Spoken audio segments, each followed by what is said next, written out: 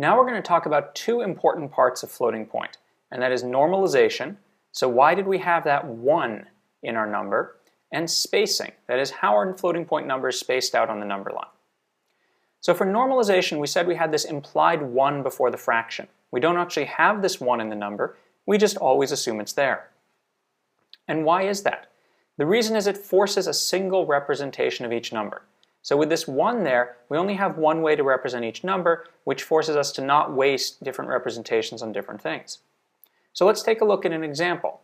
Here's a floating point number format which has 3 bits for the fraction with no normalization, and we have an exponent. How many ways can we represent the number 2 without normalization? So here's one way. So this is 0.100 times 2 to the 2. So that's a half times 4, which is 2.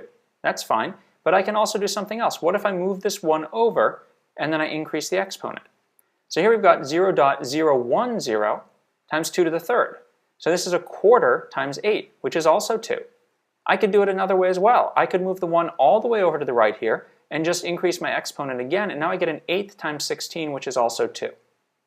So this is a waste of bits. We're representing the same number many different ways, and this is why we have normalization.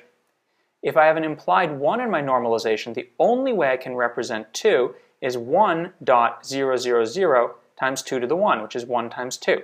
I can't put 1s anywhere else in here and still get a 2. So that forces me to only represent 2 in one way, and that's why we have normalization. So a question, with a 23-bit mantissa, how many non-normalized ways are there of representing the number 2? Well, there are going to be 23 of them. So with a non-normalized number, we could have a 1 in any one of these bits, and we could use the exponent to shift the bits over so the value is 2. Let's take a look at 2 of those. So here's one example. And so this example is 0.5, so we got a 1 over here, and then times 2 to the 129 minus 127, which is 0.5 times 4, or 2. Now we can also shift this 1 over and increase the exponent by 1. And here we are, we shifted it over by 1 and increased the exponent by 1. And what do we get? We get 0.25 times 8, which is also 2. So what we did was we took the 1 that was sitting in our mantissa, and we shifted it over 1, and at the same time we took our exponent and we increased it by 1. So with a non-normalized number, we have lots of ways to represent the same value.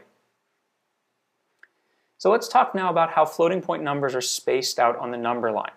So we're going to look at an example 7-bit floating point number. We have 1 sign bit, 3 exponent bits, and 3 bits of fraction. Let's see how it's spaced out. So here's how it's spaced out between 0 and 300. And you see this isn't linear. Over here the numbers are spaced more tightly than they are out here, and down here even more tightly. Let's take a look at that on a log-log scale. Well, if we plot it on a log-log scale, we see they're uniformly spaced. So for a floating point number, they're spaced uniformly on a log-log scale, but not on a linear scale. So why are the numbers distributed this way?